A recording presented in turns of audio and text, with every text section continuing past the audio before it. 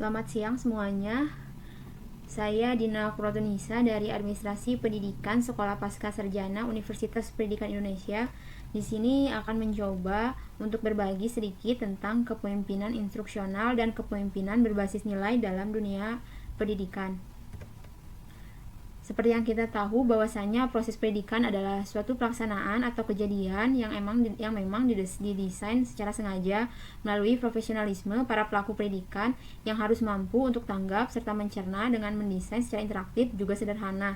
Proses pendidikan ini terdiri dari beberapa bagian. Yang pertama ada pengelolaan lembaga, kemudian pengelolaan program, pengelolaan pembelajaran, proses pengambilan keputusan, kemudian proses monitoring sampai pada evaluasi. Salah satu yang akan mempengaruhi berhasil atau tidaknya setiap proses tersebut adalah tergantung pada model atau gaya kepemimpinan kepala sekolah, di mana seorang pemimpin atau kepala tersebut dituntut untuk melaksanakan perannya secara seimbang agar tidak terjadi ketimpangan atau keterbengkalaian. Pertama ada tentang kepemimpinan pembelajaran. Kepemimpinan pembelajaran ini biasa disebut dengan kepemimpinan instruksional, merupakan sebuah aktivitas kepala sekolah yang kesehariannya itu disibukkan dengan kegiatan mempengaruhi orang-orang yang ada di dalam lingkungan lembaga tersebut, seperti guru, staf, ataupun bisa langsung bertujuan untuk mempengaruhi siswa yang ada di lembaga tersebut. Southworth menyatakan bahwa kepemimpinan pembelajaran adalah sebuah perhatian yang kuat terhadap pengajaran juga pembelajaran, termasuk pembelajaran profesional oleh guru sesuai perkembangan siswa. Ada 4 motif utama adanya kepemimpinan pembelajaran atau instruksional ini. Yang pertama mengenai keterampilan guru, yang kedua adalah pelaksanaan kurikulum, yang ketiga adalah struktur organisasi, dan yang keempat ada tentang kerjasama sekolah dengan orang tua siswa dan masyarakat. Ada 12 kompetensi kepemimpinan pembelajaran. Yang pertama, kepala sekolah harus bisa mengartikulasikan tentang pentingnya visi, misi, serta tujuan sekolah tersebut. Kemudian mengarahkan serta membimbing pengembangan kurikulum yang ada. Lanjut pada membangun komunitas pembelajaran. Yang keempat, mengevaluasi kinerja dan mengembangkannya. Ini bukan hanya guru, tapi juga staf-staf akademik yang ada di dalamnya. Yang kelima, membimbing pengembangan serta perbaikan proses di kegiatan belajar mengajar. Yang keenam, menerapkan kepemimpinan visioner dan situasional. Yang ketujuh, ada melayani setiap kegiatan yang dilakukan oleh siswa. Yang kedelapan, melakukan perbaikan secara kontinu atau terus-menerus. Yang kesembilan adalah menerapkan karakteristik bagaimana kepala sekolah agar efektif.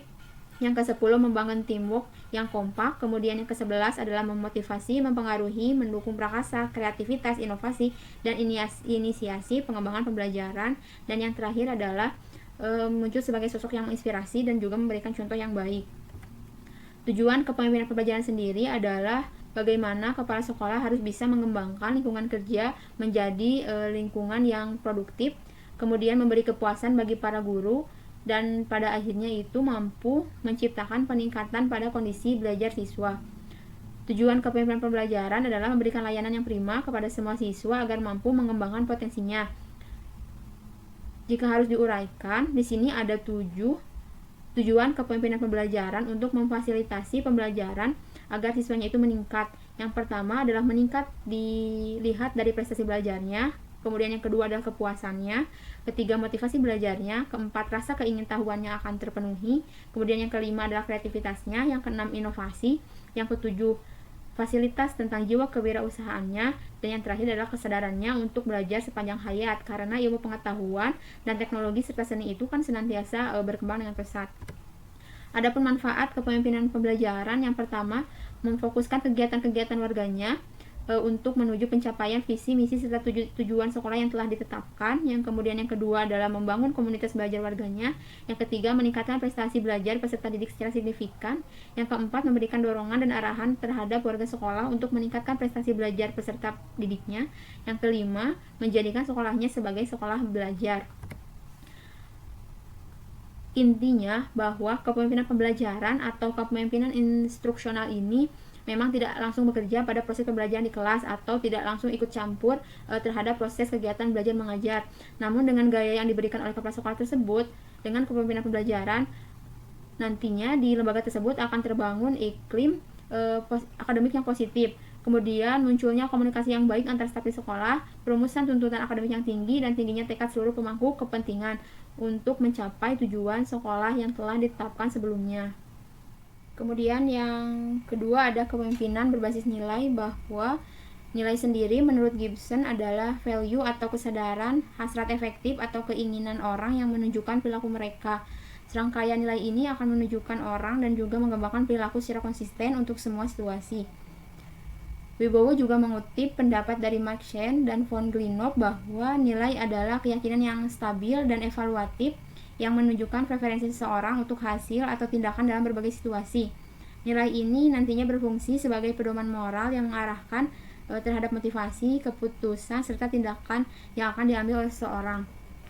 Darrell dan Randi di sini berpendapat bahwa kepemimpinan berbasis nilai itu merupakan dasar untuk menjalankan kepemimpinan transformasional. Kepemimpinan berbasis nilai tidak hanya melibatkan nilai inti individu, tetapi juga mengharuskan proses yang secara kontinu atau terus-menerus terhadap suatu tinjauan, dan membentuk nilai-nilai yang ada atau mengintegrasikan nilai baru berdasarkan tujuan hidup, faktor konseptual, komunitas, dan atau kalimat yang dianut seseorang sebagai pedoman dalam kehidupan. Kepemimpinan berbasis nilai ini membangun nilai dalam diri setiap individu dan memastikan adanya pembagian nilai bagi seluruh anggota. Nilai-nilai ini pada nantinya akan memberikan keberanian pada pemimpin untuk mengantisipasi setiap masalah yang dihadapi oleh dirinya di dalam proses atau perjalanan yang ada di lembaga tersebut. Nilai itu merupakan dasar untuk pemimpin supaya tidak tersesat ataupun menyesatkan. Selain itu, yang paling penting adalah nilai nantinya menyediakan satu pola disiplin secara internal yang sangat diperlukan dalam lingkungan lembaga yang akan menjadi pegangan bagi semua anggota. Ada 3 faktor kepemimpinan yang berbasis nilai. Yang pertama adalah mengukur keefektifan pencapaian tujuan. Yang kedua, mengukur moralitas, bagaimana perubahan mempengaruhi pihak yang berkepentingan. Yang ketiga, mengukur waktu yang diinginkan dari setiap tujuan dalam jangka panjang. Kepemimpinan berbasis nilai ini sebenarnya bukan hanya tentang gaya, namun bagaimana caranya atau bahkan sebuah strategi untuk menguasai visi tentang sesuatu. Jadi benar-benar menguasai tentang visi yang telah ditetapkan oleh lembaga tersebut. Pentingnya kepemimpinan berbasis nilai ini dalam berbagai bidang kehidupan juga banyak ditemui sebenarnya tentang pemimpin yang kurang layak dalam mengemban amanah kepemimpinannya, karena mungkin mereka tidak memiliki visi dan misi yang jelas tentang lembaga madrasah atau lembaga sekolah yang dipimpin tersebut. Nah, jadi kondisi inilah yang akan mengakibatkan buruknya iklim serta budaya sekolah. Nah, kepala sekolah sebagai pengelola dengan fungsi eksekutif dan kepemimpinan perlu meluruskan kemampuan internalnya dalam merespon berbagai kebutuhan yang mendesak dari lingkungannya.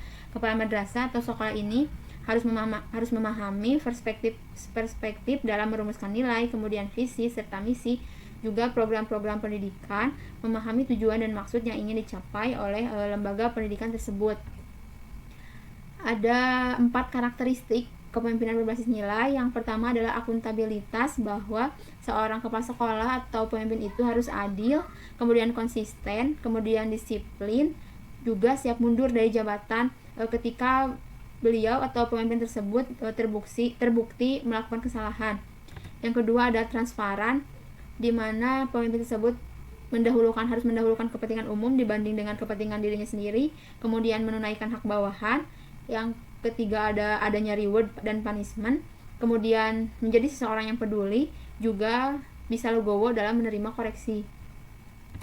Yang ketiga adalah komunikatif, di mana di dalam setiap perencanaan ataupun kebijakan serta keputusan yang ada di dalam lembaga tersebut, pemimpin harus bisa untuk mengajak atau diajak musyawarah, kemudian sabar, kemudian mempunyai perangai yang lemah lembut, cinta juga kasih sayang, serta diharapkan menjadi seseorang yang bisa membimbing dan memotivasi orang-orang yang ada di dalam lembaga tersebut.